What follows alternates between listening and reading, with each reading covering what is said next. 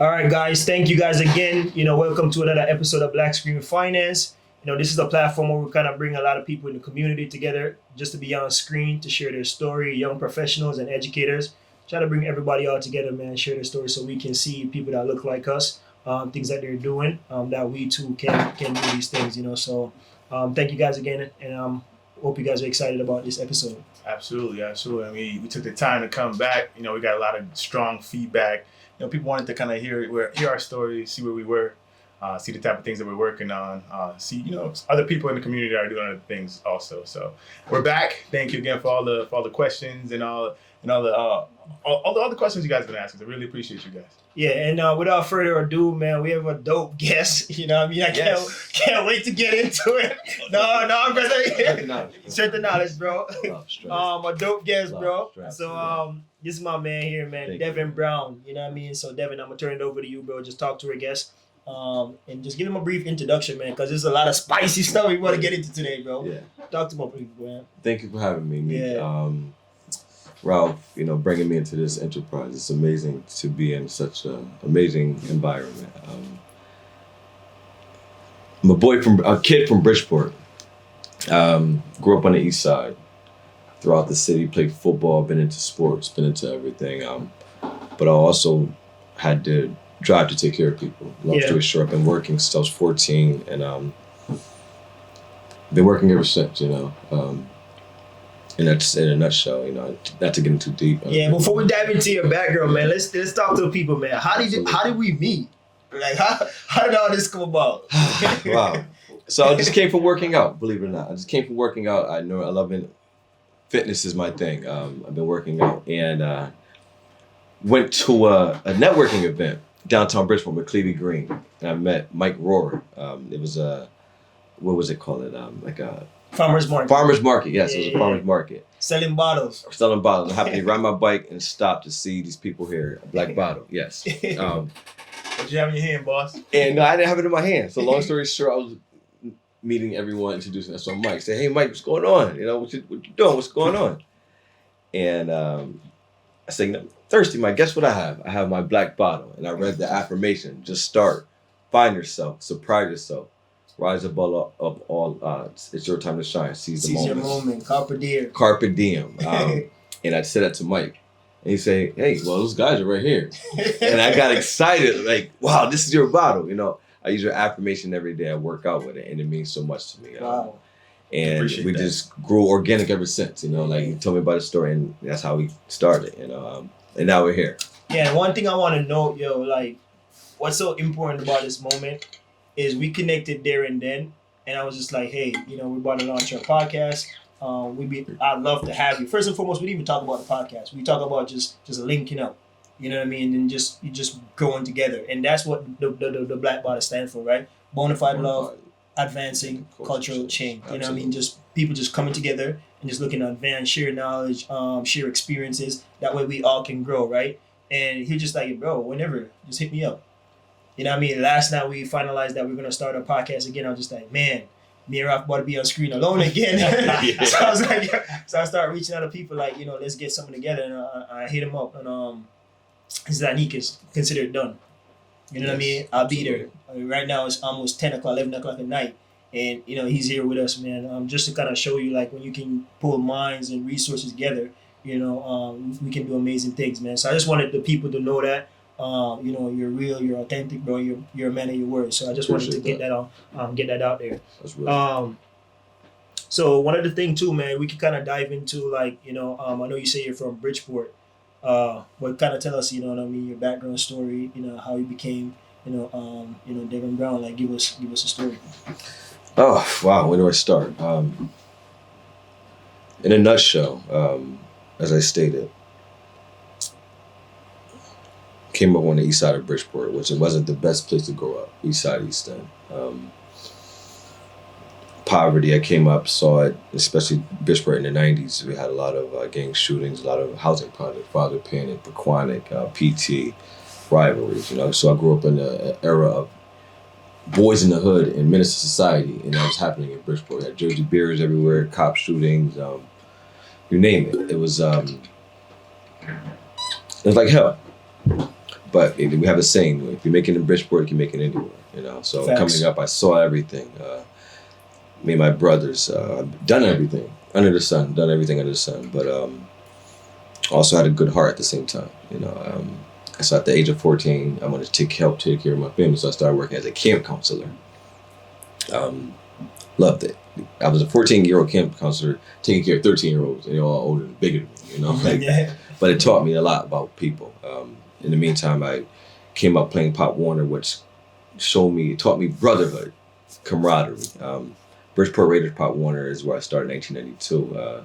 I started touring the city, started meeting people, started forming relationships, and that's where our name got out there because I was really good. I was a great athlete, but also a scholar athlete. I was good in school as well. So When you say great athlete, what do you mean, man? Because what do you mean? I played football, so I made all state, I made all FCI, all state. I mean, you name it. All the awards that I had, I've done it. I've been there with the best of the best. What school did you go to? I went to Harding and Central and West Haven. Central? Yeah, Central on the hilltop. Yeah. But I graduated from Harding. That's my alma mater. Yeah. So I went to Central initially. Yeah. Played 1 year of football, believe it or not, due to me falling in love with a woman. Yeah. So my football dream got cut short. Yeah.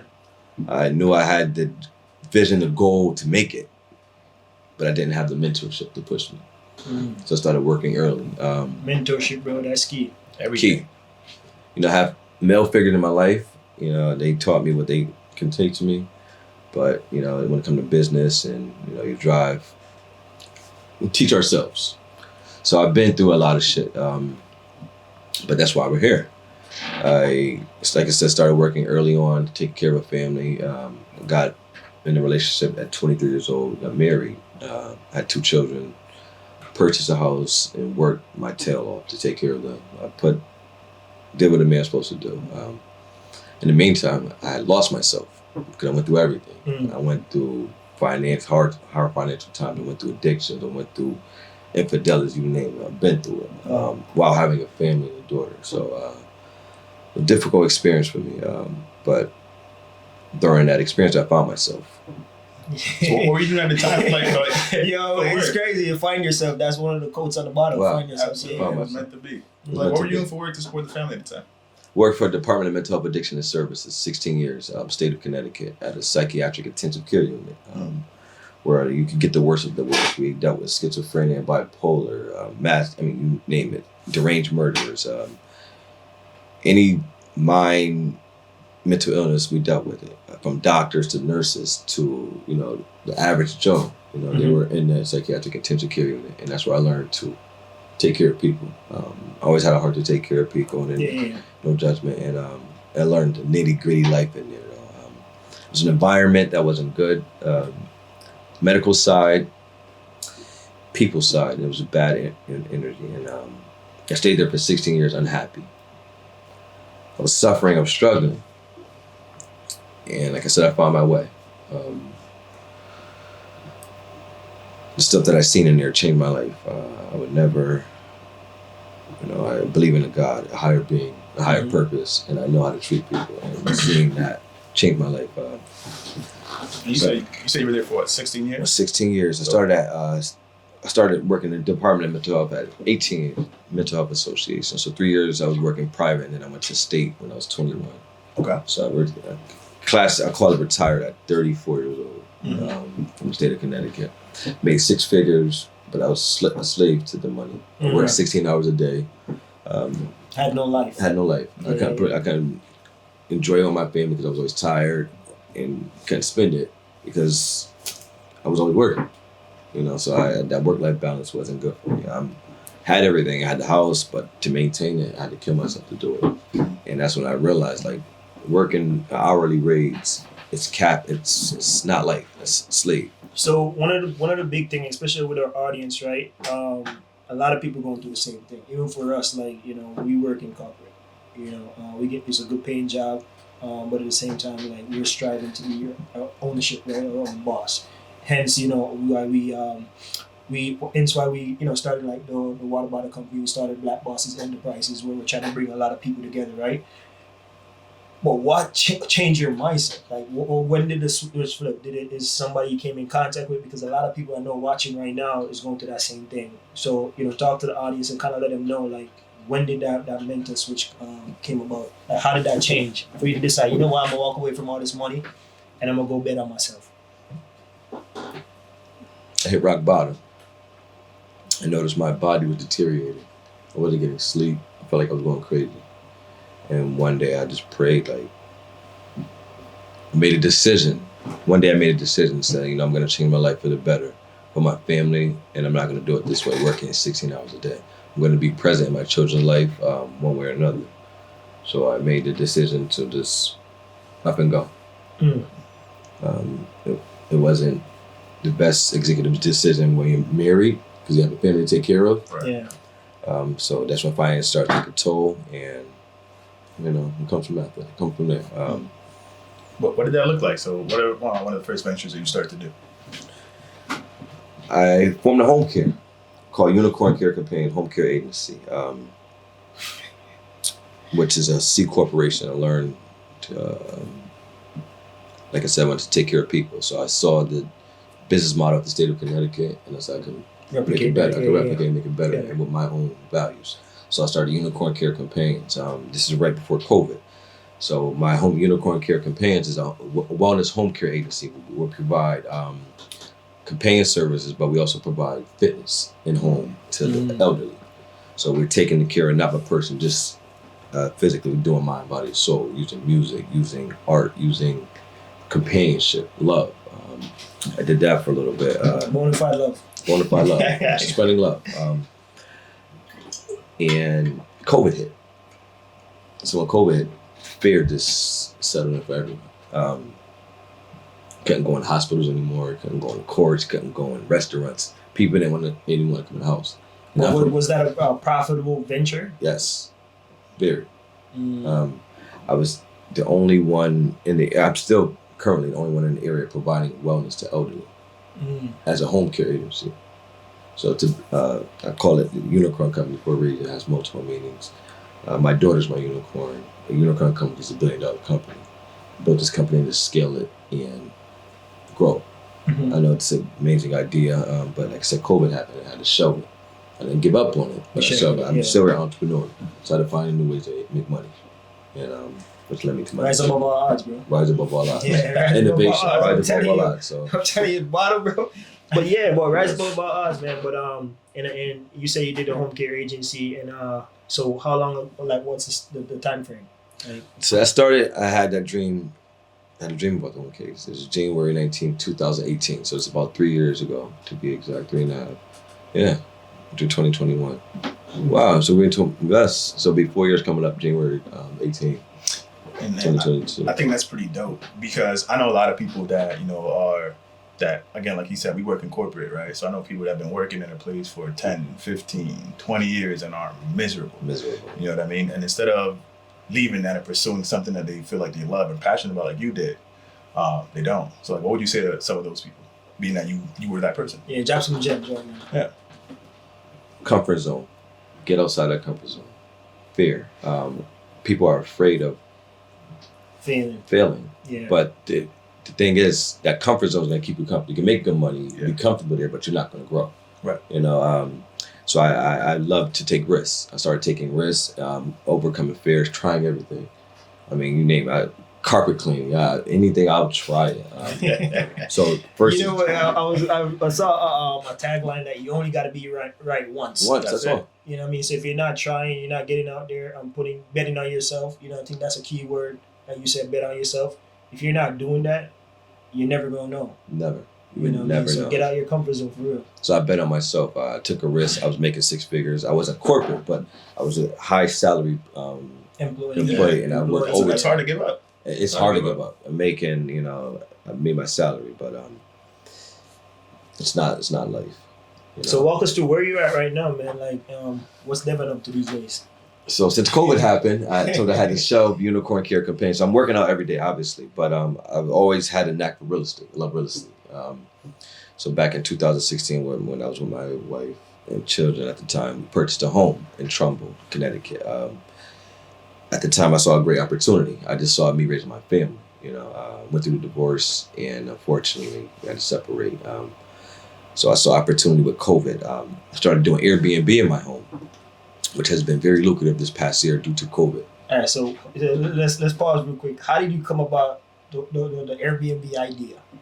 Like, how did that come about? Because when you think about real estate, most people are talking about, like, especially in our community, is buying a house. You know what I mean, renting it out, or buying multifamily, properties and renting it out. Like, what made that transition with the whole Airbnb? Because I always wanted to be a property manager. Always wanted to buy a apartment building and rent it out. Mm-hmm. But at the time, I didn't have that. I didn't have the credit. I only had a house. And then Airbnb was something that, like, I had to innovate. It's like, I can be a property manager and rent my home out short term and still live in it. Yeah. So why not? Let's make money. And I started it, and it's been amazing ever since. I break that down for us, man. Yes, definitely. I think this is why the people are here, man. This is yes. why. So talk to us. You say short-term stay. Like, what does that look like? Short-term stay. So initially, I was doing 30-day stays. 30-day stays were cool, but it was long-term for me because I was giving up my home for 30 days. And I had to find a place to stay for 30 days. It was good yield, but it was a lot of maintenance. So I started playing with the Airbnb. So now I do short-term stays. 3 to 5 day stays, maximum 5 to 7 day stays. And that's been very successful for me because I can still stay in my home and do Airbnb arbitrage, whether it's get a cheaper Airbnb or go to a hotel. So the short term stays, I'm getting higher yields per night, and I'm living more comfortable. So one of the things is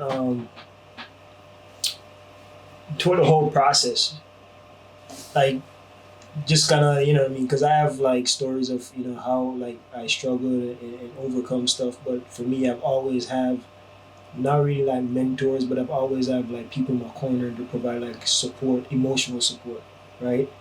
For you, like, going through all these changes in your life, like, how did you overcome it? Did you have a mentor? Like, what did your support group look like, God. Higher being. Praying.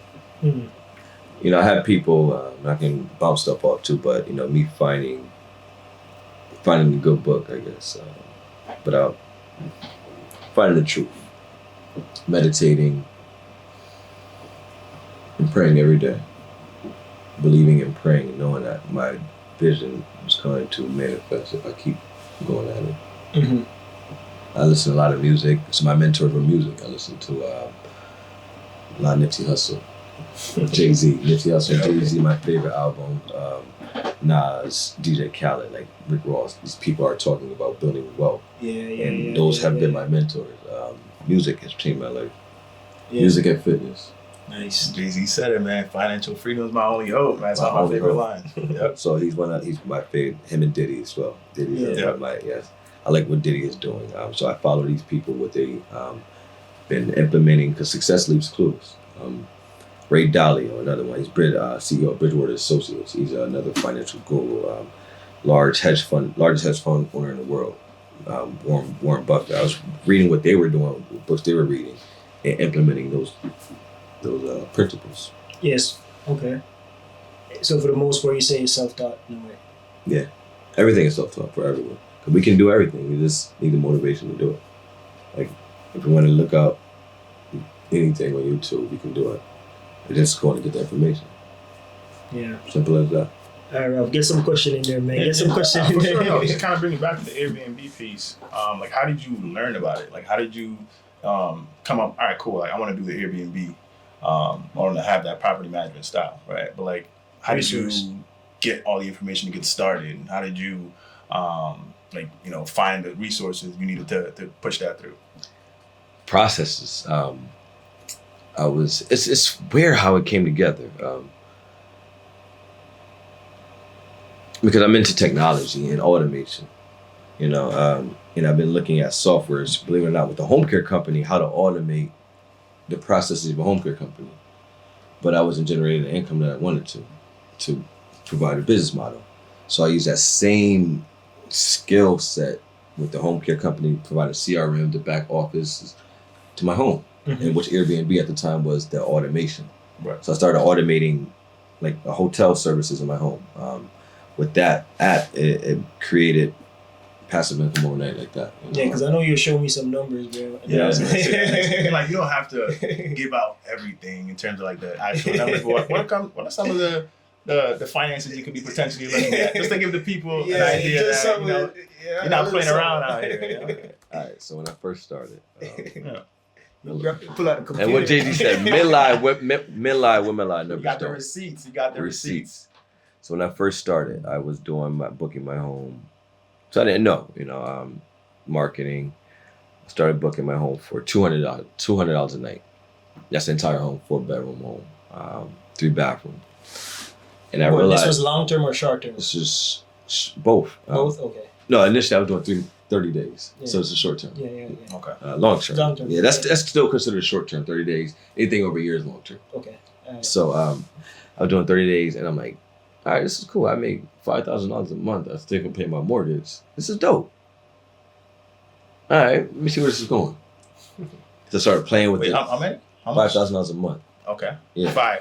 And then mortgage was what? That's a lot. $2,200, and that was high. Yeah. That's still high. Yeah. But my mortgage $2,200, so I made passive income just about. So it's making at least 28 profit. Yeah. Okay. So, but that's And the reason why I keep asking this, bro, is because a lot of people their only mindset is do long-term rentals, and I've seen that the Airbnb space is skyrocketing. Because everyone that's going in a certain community or they're traveling or whatnot, they want to go on an Airbnb where they can get that authentic home experience. But a lot of, even for me, I would never think to like, let me go rent my home for an Airbnb.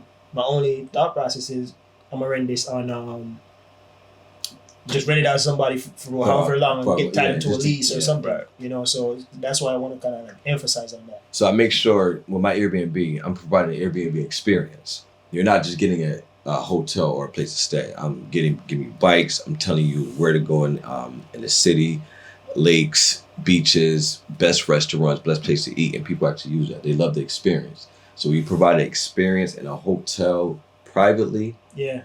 Differentiate yourself. Exactly. So dive into the numbers again. So you're saying like 5 people know.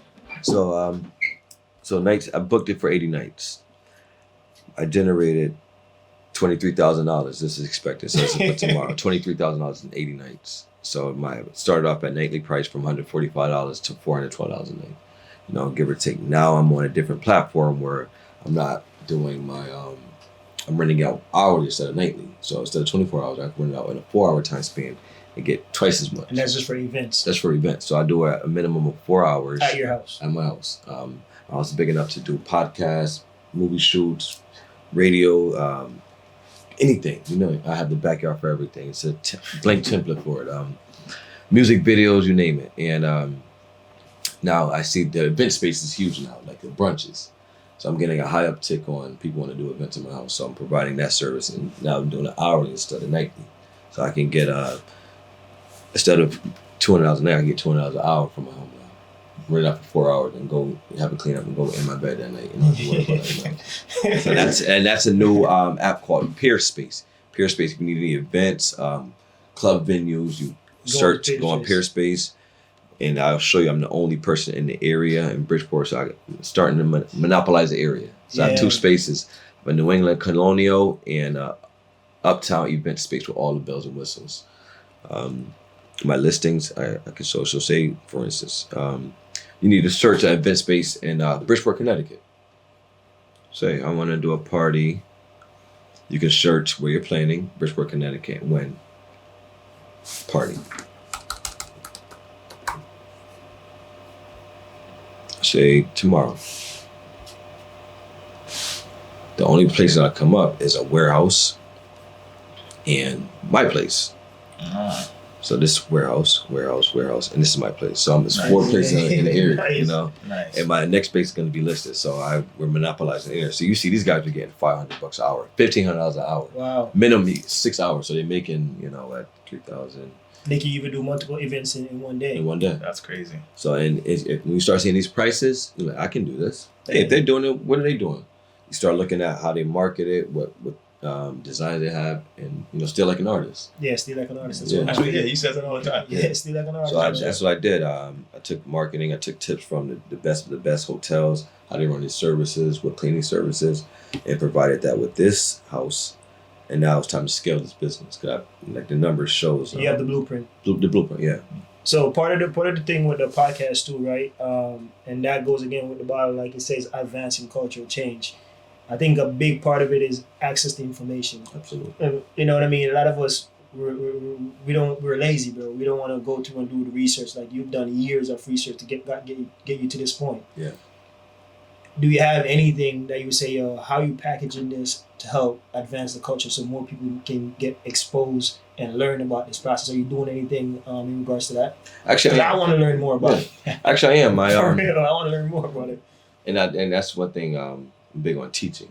Yeah. You know, you can teach people. You can leave them to late, but you got to teach them how to fish. So I'm doing an Airbnb experience August 21st. It's called the Ultimate Airbnb Experience. We will provide Airbnb 101, how to provide Airbnb in your home. We provide them brunch, chicken and waffles, unlimited mimosas for $60. You're getting a digital ebook download on how to provide. Yeah, it's going to change your life. And that's giving it away, you know. It's going to change your life. So, like I said, this is going to be 4-hour event at the home, the Airbnb that I purchased. And I'm going to show you what I did, best practices, how to provide the Airbnb services. And it's going to be amongst entrepreneurs where we're going to make money. So people can network and all that. Credit counselors, you're going to have Airbnb specialists, real estate, you name it. It's going to be there. So we call it network and form an incubator. That's so dope. August 21st, Airbnb experience. The tickets are on Eventbrite. I would love $60. It's what you're getting, you can't put a price on it. Priceless. Yeah, it's priceless. So you're getting food and education at the same time. Music too. A lot of women, beautiful women. So what we do too, just so you guys can have like access to it, we'll put the link in the description for you guys. Yes. That way you can be able to go Correct. link it up.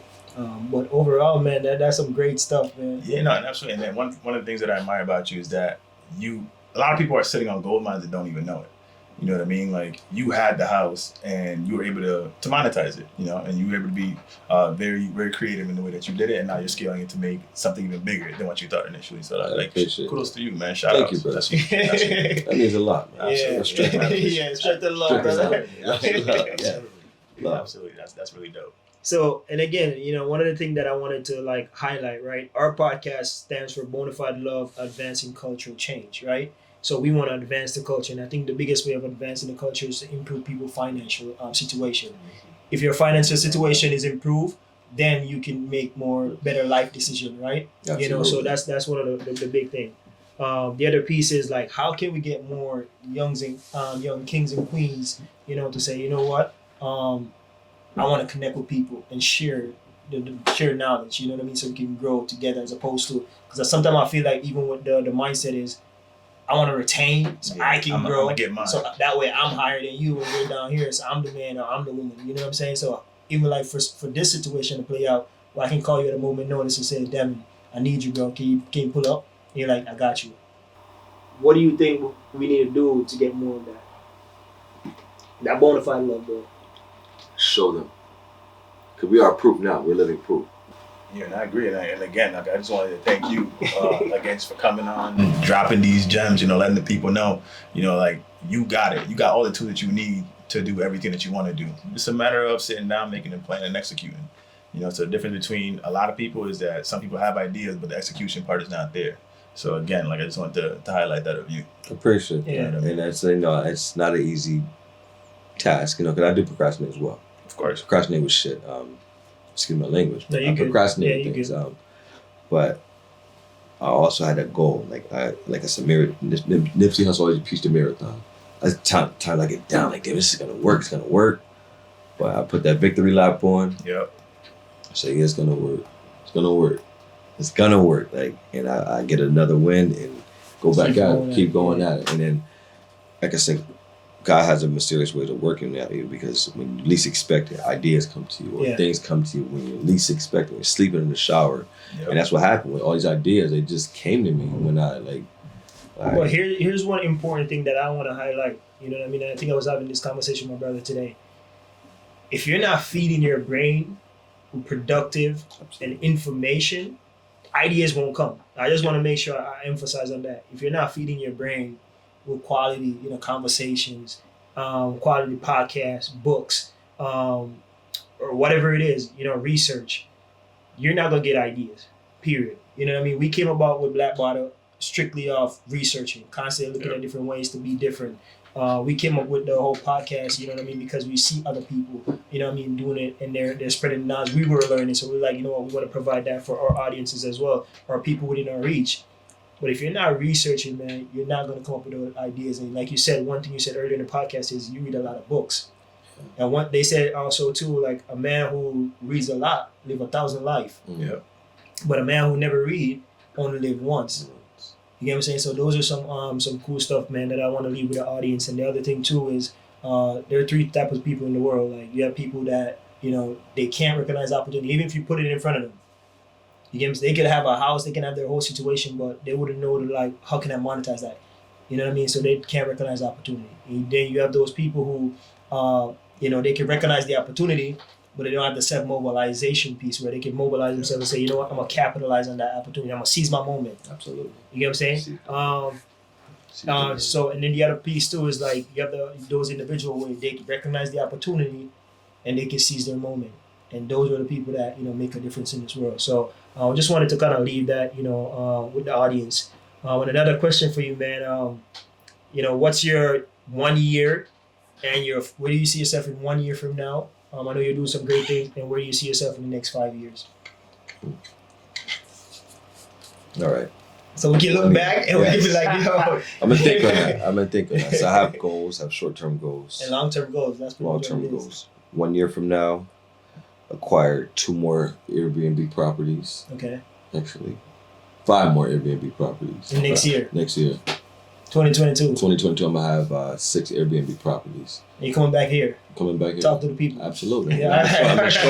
I'm 1 year from now, I will have 6 Airbnb properties, and I will come back to talk to people and show you, yes, I did it. You can do it too. I bet. That's what we're gonna do. 5 years. Talk to me. 5 years from now, be the largest marijuana producer in the Northeast.